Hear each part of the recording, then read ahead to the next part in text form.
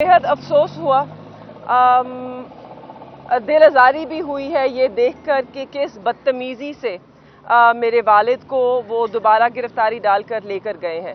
आप सब मौजूद थे, आपने भी देखा है कि जिस वक्त वो रिहा हुए हैं, अभी वो जेल की हदूद के अंदर खड़े थे, वो रिहा हो चुके थे, उनकी दोबारा गिरफ्तारी नहीं डली थी। तो एक आज़ाद आदमी की हैसियत से उनका पूरा हक बनता था कि वो मीडिया से गुफ्तगू करते, और उन्होंने यही कोशिश की। सबसे पहले आपने देखा उन्होंने मीडिया को आगे तक आने नहीं दिया। उसके बावजूद जब आप लोग पहुंचे, हम सब वहां पहुंचे, उन्होंने आप लोग सबसे बात करने की कोशिश की, और शुरू करने से पहले उन्होंने यही कहा कि ये ऑर्डर्स हैं, मुझे मालूम है ये मुझे दोबारा गिरफ्तार करेंगे और मुझे कोई गिला नहीं है, मैं इनके साथ ज़रूर जाऊंगा, मगर अभी मुझे हक बनता है कि मैं मीडिया से गुफ्तगू कर सकूं और अपना मौक़िफ़ पेश कर सकूं। वो कोशिश ही कर रहे थे ये सब बताने की कि ये सुप्रीम कोर्ट के जो ऑर्डर्स हैं उनकी नफ़ी करते हुए इन्होंने उनको एक और MPO 3 के तहत डिटेन किया है और दोबारा लेके जा रहे हैं। तो आपने देखा कि क्योंकि वो बात कर रहे थे और ये नहीं चाहते कि आप ना शाह महमूद का चेहरा देखें, ना उनकी आवाज़ सुने, ना इमरान खान का चेहरा देखें, ना इमरान खान साहब की आवाज़ सुने, क्योंकि इनकी आवाज़ सुनकर, इनका चेहरा देख के, इनके अल्फाज सुनकर लोगों में जोश और वलवला पैदा होता है। लोगों को ये मालूम होता है कि इस वक्त पाकिस्तान में नाइंसाफ़ी हो रही है, एक सियासी इंतकाम का इन्हें निशाना बनाया जा रहा है, और ये वो चाहते हैं कि सच को वो रोक सकें, मगर सच वो चीज़ है जो कभी रोकी नहीं जा सकती।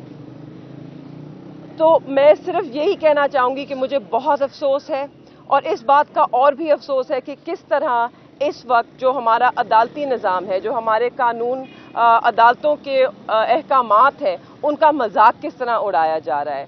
ये वही 3 MPO का ऑर्डर है जिसके अंदर उन्हें 9 मई के बाद 2 दफ़ा गिरफ्तार किया गया, और जब उनको रिहाई मिली इसलिए मिली थी कि हाई कोर्ट ने ये ऑर्डर दिया था कि दोबारा इस MPO के तहत इन केसेस में उन्हें गिरफ्तार ना किया जाए। आज उस ऑर्डर की नफ़ी करते हुए उन्होंने दोबारा ये ऑर्डर जारी किया है और दोबारा उन्हें गिरफ्तार किया है, और एक बहुत ही बदतमीज़ तरीके से गिरफ्तार किया है। मेरे वालिद एक ऐसे शख्स हैं जिन्होंने ना कभी किसी से बदतमीज़ी की है, ना कभी सख्त रवैया रखा है। आप सब इस बात के गवाह हैं। आज उन्होंने ऐसे इंसान को इस बदतमीज़ी से गिरफ्तार किया है, और ये याद रहे सबको कि मेरे वालिद शाह महमूद कुरैशी पाकिस्तान तहरीक-ए-इंसाफ के वाइस चेयरमैन हैं। ये वो जमात है जो पाकिस्तान की सबसे बड़ी सियासी जमात है और दुनिया भर में 5वीं बड़ी सियासी जमात है। ये दुनिया की 5वीं बड़ी सियासी जमात है, और उसके वाइस चेयरमैन को एक जमहूरियत के अंदर, जहां इलेक्शंस अनाउंस हो चुके हैं, जहां इलेक्शंस हो रहे हैं, वहां पर इस तरीके से गिरफ्तार किया गया है। और मेरे वालिद वाइस चेयरमैन होने के अलावा पाकिस्तान के 2 मरतबा वज़ीर ख़ारजा रह चुके हैं। क्या ये तरीका मुनासिब था? मैं इससे ज़्यादा कुछ कह ही नहीं सकती। मैं इस वक्त आई एम डिस्गस्टेड। आप तैमूर साहब बताएंगे। मैं इस पे कानूनी निकात पे बात करूंगा। एक वकील के तौर पे आज निहायत अफसोस की बात है कि किस तरह एक साबिक वज़ीर ख़ारजा को, 2 दफ़ा के वज़ीर ख़ारजा को धक्के मार के एक बख्तरबंद गाड़ी में डाल के ले जाया गया है। जो कल का MPO का ऑर्डर है जो उनके हाथ में था, उन्होंने जेल की हदूद के बिल्कुल कोने पे खड़े होकर बात करने की कोशिश की। अपना एक फंडामेंटल राइट जो है अपने एक्सप्रेशन का, उसका इजहार करने की कोशिश की, आप लोगों को एड्रेस करने की कोशिश की। उनको बातें वो पसंद नहीं आईं और उन्हें धक्के दे के उस बख्तरबंद गाड़ी में डाल दिया गया। जो MPO का ऑर्डर है वो जिक्र करता है एक FIR नंबर 708 का पिंडी की आरे बाज़ार की, और उसमें लिखा हुआ है कि उनको उसके तहत गिरफ्तार किया गया था और जुडिशल लॉकअप में भेजा गया था।